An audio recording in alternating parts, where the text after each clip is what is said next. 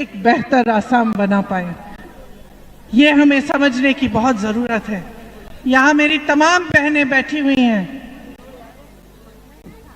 मैं संसद की सदस्य हूँ, पार्लियामेंट में मेरी सीट है।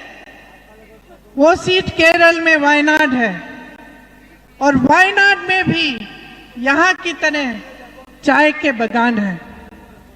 और मैं जब भी मिलती हूँ वहाँ की महिलाओं से जो चाय के बागान में काम करती हूँ, और जब मेरा हाथ पकड़ती हैं तो सबसे पहले मुझे एहसास होता है कि हाथों पे इतने छाले हैं। चाय चुन चुन के सालों से ये काम करके आपके हाथों पे छाले बन गए हैं, आपके हाथ कठोर बन गए हैं। जब मैं यहाँ आई थी कुछ सालों पहले तो मैं यहाँ के चाय के बागान की महिलाओं से मिली, और आप सबने मुझे क्या बताया? आपने बताया कि आपका वेतन बहुत कम है। उस समय भाजपा ये वादा कर रही थी कि 300 शायद 350 का वेतन देगी, वहीं के लगभग था। आज मैं इतने सालों बाद जब पूछती हूँ कि क्या आपका वेतन बढ़ाया गया, तो बहुत कम बढ़ाया गया। आज भी आप लगभग उतने ही वेतन पर काम कर रहे हैं। आज भी आपकी वही समस्याएं हैं। आप उसी तरह से संघर्ष कर रही हैं जिस तरह से उस समय आप संघर्ष करती थी। यहाँ के तमाम ट्राइब्स हैं, आदिवासी हैं, जिनको एसटी का दर्जा देने की बात हर राजनीतिक दल आपके सामने चुनाव के समय करता है कि नहीं करता है? करता है कि नहीं करता है? करता है ना। देखिए 5 सालों से इनकी सरकार रही है, क्या इन्होंने ये दर्जा दिया? नहीं दिया। इन्होंने ये दर्जा इसलिए नहीं दिया क्योंकि देना नहीं चाहते, इनकी नीयत है ही नहीं। आज भी आप उसी चीज के लिए लड़ रहे हैं जो आप 5 साल पहले लड़ रहे थे। आज भी मेरी बहनें संघर्ष कर रही हैं क्योंकि हर चीज की कीमत बढ़ गई है। महंगाई इतनी हो गई है कि हर चीज को संभाल के आपको करना पड़ता है। जब आप खर्चा करने जाती हैं तो सोच समझ के करती हैं कि क्या खरीदूं और क्या छोड़ दूं। और महंगाई इतनी बढ़ गई है कि बच्चों की फीस, बच्चों के यूनिफॉर्म, पुस्तकें, हर चीज महंगी हो गई है। त्योहार आता है तब भी घबराहट होती है। जिस तरफ आप देखें उस तरफ महंगाई ही महंगाई। और आज चुनाव का समय है तो पेट्रोल तेल के दाम फिर भी संभल रहे हैं, लेकिन आप देखेंगे कि जैसे ही चुनाव खत्म होगा वो दाम भी बढ़ते चले जाएंगे। तो आपकी एक सभ्यता रही है, एक संस्कृति रही है जिसमें यहाँ की महिलाओं को मजबूती मिली है। जितने भी आपके संत थे उन्होंने महिलाओं को आगे बढ़ाने का काम किया, लेकिन आज की आपकी सरकार आपको आगे नहीं बढ़ाना चाहती। देखिए आज की हमारी लड़ाई क्या है? एक सभ्य असम की लड़ाई है, आपकी संस्कृति की लड़ाई है, आपकी अभिव्यक्ति की लड़ाई है, आपकी शक्ति की लड़ाई है। आप जहां भी देखें क्या मिलता है? असम की सरकार आपको स्कीम बना के देती है, महिलाओं को पैसे मिलेंगे, लेकिन नतीजा क्या है? नतीजा ये है कि जितने भी इनके प्रोग्राम हैं, चाहे एक मोदी जी की रैली हो या मुख्यमंत्री जी की रैली हो, उसमें जबरदस्ती यहाँ की महिलाओं को जाना पड़ता है। आपको बताया जाता है कि आप नहीं जाओगी तो स्कीम काट देंगे, नाम काट देंगे आपका। ये सच बात है कि नहीं? गांव गांव में, घर घर में महिला परेशान है। घर पे खाना पकाए, चाय के बागान में जाके काम करे, मजदूरी करे, कमाए, या जाके रैली में बैठे, प्रोग्राम में बैठे, या भाजपा के कार्यकर्ता का काम करे। ऐसे नहीं होती हैं स्कीमें बहनों। स्कीमें आपके फायदा के लिए होती हैं, फायदे के लिए होती हैं। पैसा मुख्यमंत्री जी का नहीं है, सरकार का नहीं है, आपका है, आपका है। आपको मिलना चाहिए और आपकी स्वतंत्रता मिलनी चाहिए आपको। ये नहीं होना चाहिए कि एक तरफ से आपको स्कीम मिल रही है, दूसरी तरफ से आपसे काम कराया जा रहा है। मैं देख रही थी मोदी जी की एक बड़ी रैली है, उसमें सामने सारी महिलाएं बैठी हैं और हमारे कांग्रेस के कार्यकर्ता हमें बताते हैं कि जबरदस्ती उनको वहां ले जाया जा रहा है, धमकाया जा रहा है, डराया जा रहा है। इस तरह से सरकारें नहीं चलाई जाती। सरकारें चलती हैं जनता के लिए। बहनों, आपके बच्चों के भविष्य के लिए चलनी चाहिए। यहाँ आपने सुना गौरव जी कह रहे थे स्कूल बंद किए जा रहे हैं, ठेके खुलवाए जा रहे हैं।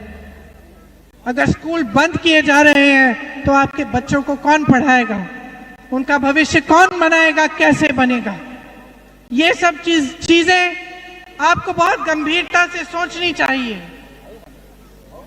आपकी एक गुहार है, आप एक स्वच्छ सरकार चाहते हैं। मैं जानती हूं और आप जानते हैं कि कितना भ्रष्टाचार है इस असम की सरकार में।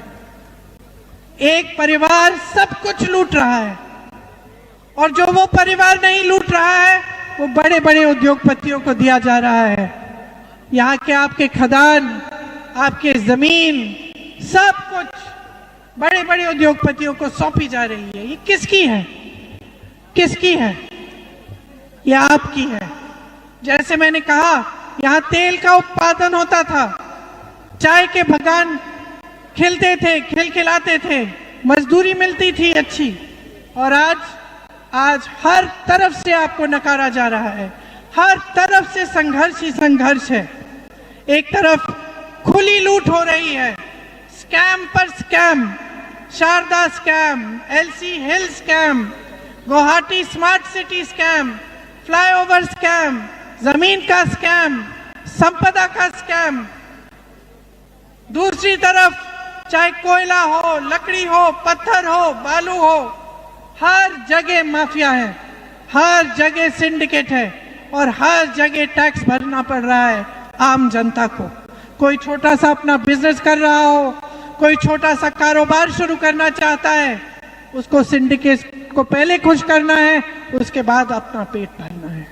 ये है आज स्थिति असम की, और इस स्थिति को अगर आप नहीं बदलेंगे तो कौन बदलेगा? आप बताइए मेरी बहनें, आप अपने बच्चों के लिए एक मजबूत भविष्य चाहती हैं कि नहीं?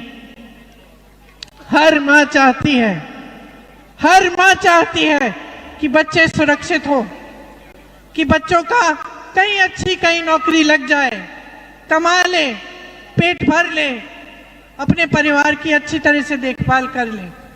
लेकिन आज आपके बच्चों को ये मौका असम में नहीं मिल रहा है। रोजगार घट रहे हैं, महंगाई बढ़ रही है, जिस तरफ आप देखें संकट ही संकट है। और आपके मुख्यमंत्री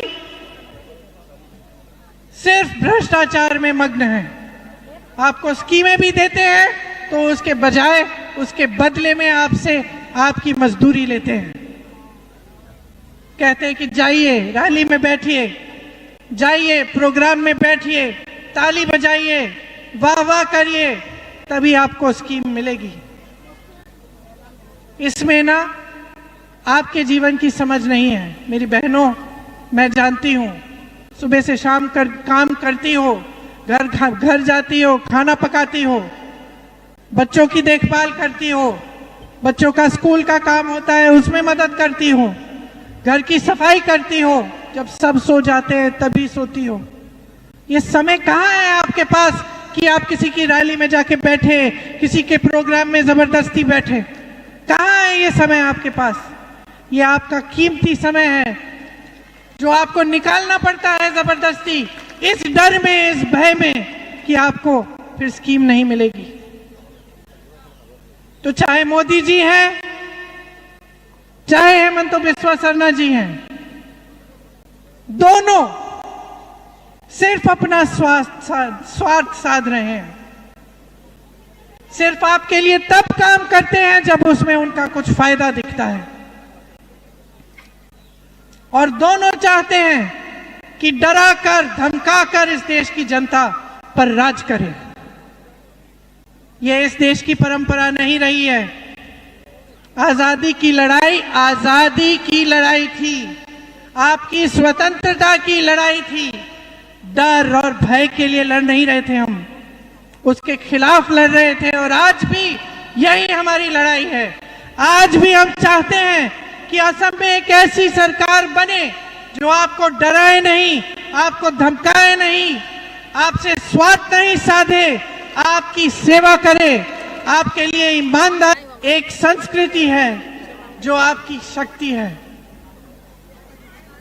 जब हम अहोम सभ्यता की बात करते हैं, अहोम समाज की बात करते हैं, तो पूरे देश भर में गर्व होता है कि इस समाज ने इस देश को कितना दिया, इस समाज ने इस देश को कैसे बनाया और असम को कैसे बनाया, कैसे मजबूत किया।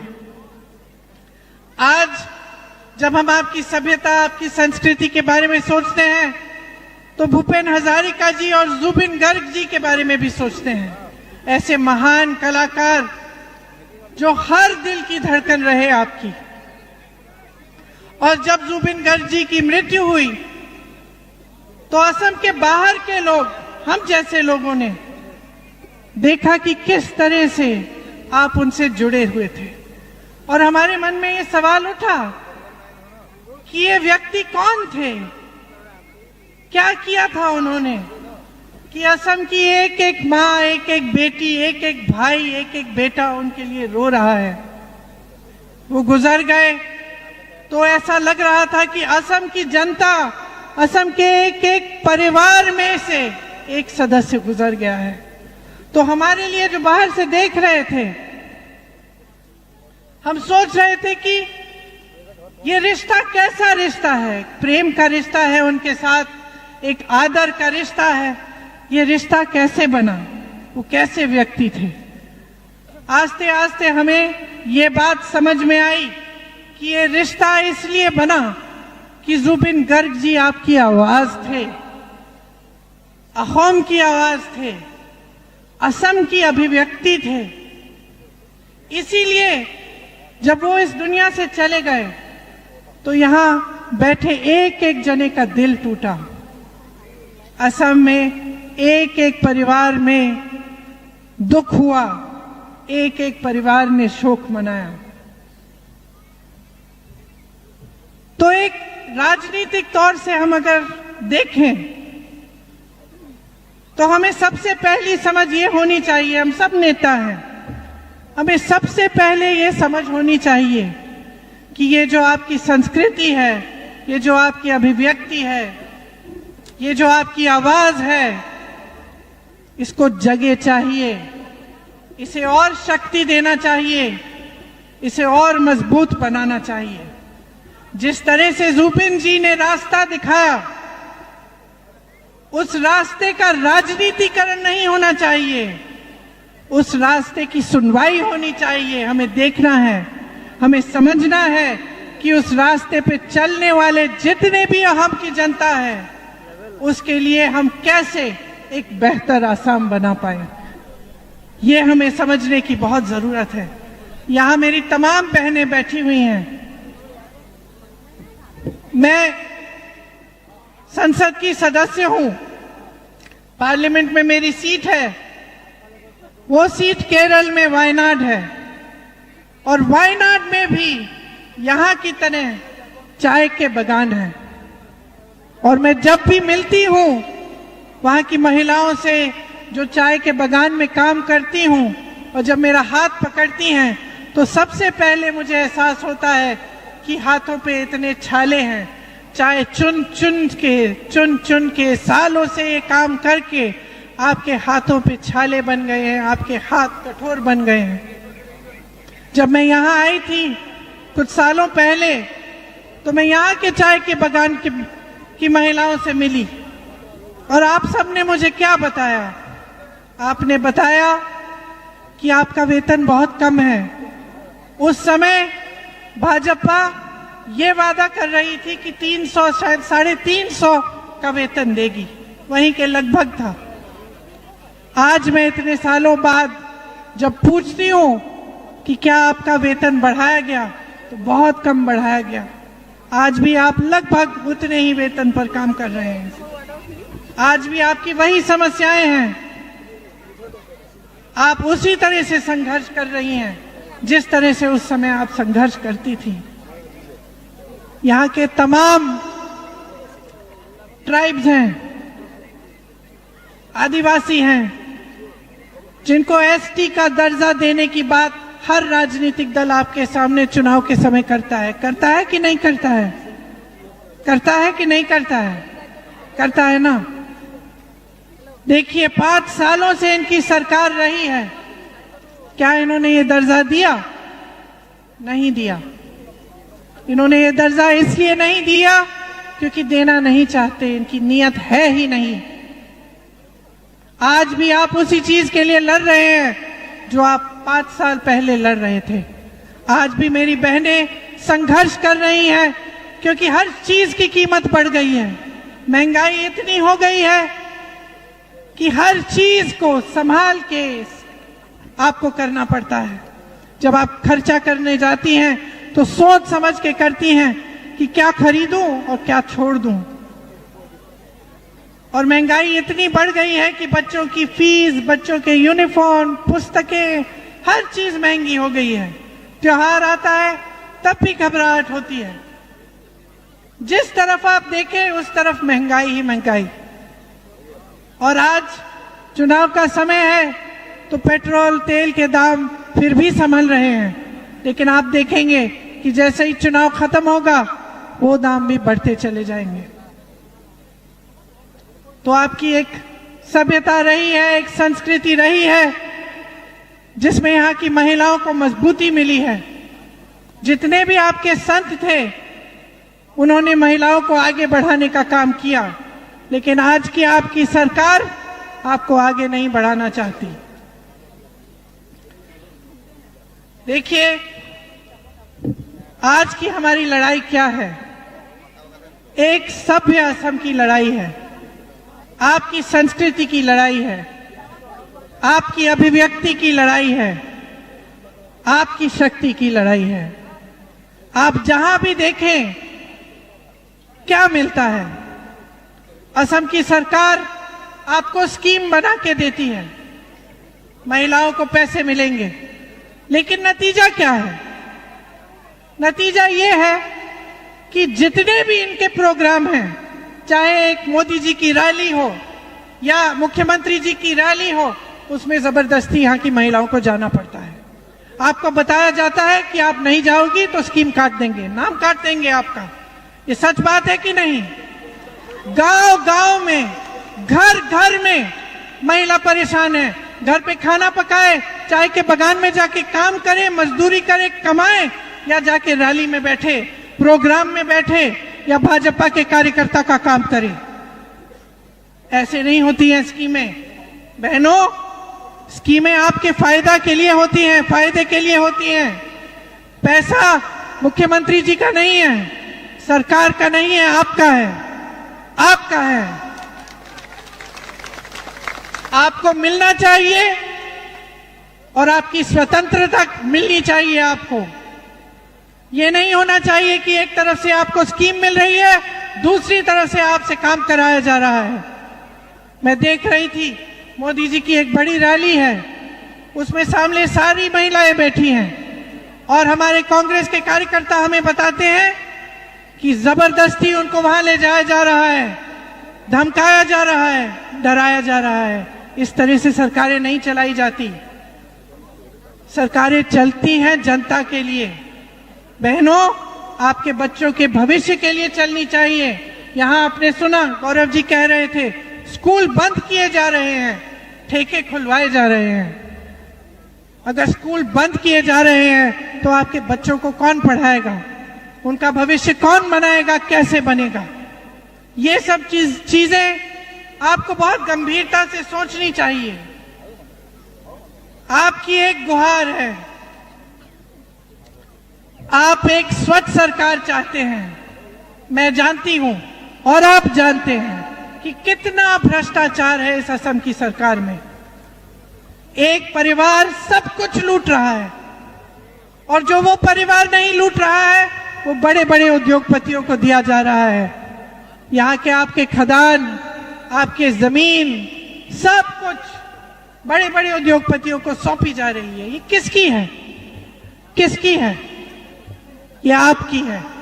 जैसे मैंने कहा, यहाँ तेल का उत्पादन होता था, चाय के बगान खिलते थे, खिलखिलाते थे, मजदूरी मिलती थी अच्छी, और आज हर तरफ से आपको नकारा जा रहा है। हर तरफ से संघर्ष ही संघर्ष है। एक तरफ खुली लूट हो रही है, स्कैम पर scam, Saradha scam, LC hill scam, Guwahati smart city scam, flyover scam, जमीन का स्कैम, संपदा का स्कैम। दूसरी तरफ चाहे कोयला हो, लकड़ी हो, पत्थर हो, बालू हो, हर जगह माफिया है, हर जगह सिंडिकेट है, और हर जगह टैक्स भरना पड़ रहा है आम जनता को। कोई छोटा सा अपना बिजनेस कर रहा हो, कोई छोटा सा कारोबार शुरू करना चाहता है, उसको सिंडिकेट को पहले खुश करना है, उसके बाद अपना पेट भरना है।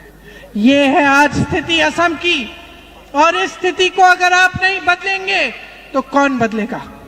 आप बताइए मेरी बहनें, आप अपने बच्चों के लिए एक मजबूत भविष्य चाहती हैं कि नहीं? हर मां चाहती है, हर मां चाहती है कि बच्चे सुरक्षित हो, कि बच्चों का कहीं अच्छी कहीं नौकरी लग जाए, कमा ले, पेट भर ले, अपने परिवार की अच्छी तरह से देखभाल कर ले। लेकिन आज आपके बच्चों को ये मौका असम में नहीं मिल रहा है। रोजगार घट रहे हैं, महंगाई बढ़ रही है, जिस तरफ आप देखें संकट ही संकट है, और आपके मुख्यमंत्री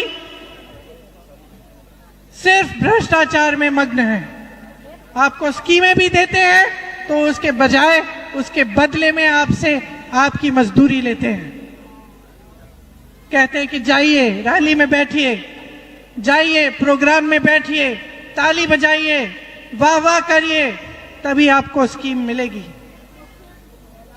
इसमें ना आपके जीवन की समझ नहीं है। मेरी बहनों, मैं जानती हूं, सुबह से शाम काम करती हो, घर जाती हो, खाना पकाती हो, बच्चों की देखभाल करती हो, बच्चों का स्कूल का काम होता है उसमें मदद करती हो, घर की सफाई करती हो, जब सब सो जाते हैं तभी सोती हो।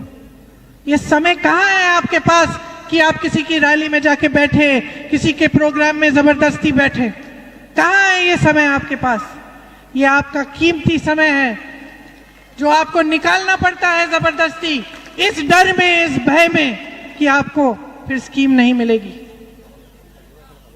तो चाहे मोदी जी हैं, चाहे हेमंत बिस्वा शर्मा जी हैं, दोनों सिर्फ अपना स्वार्थ साध रहे हैं। सिर्फ आपके लिए तब काम करते हैं जब उसमें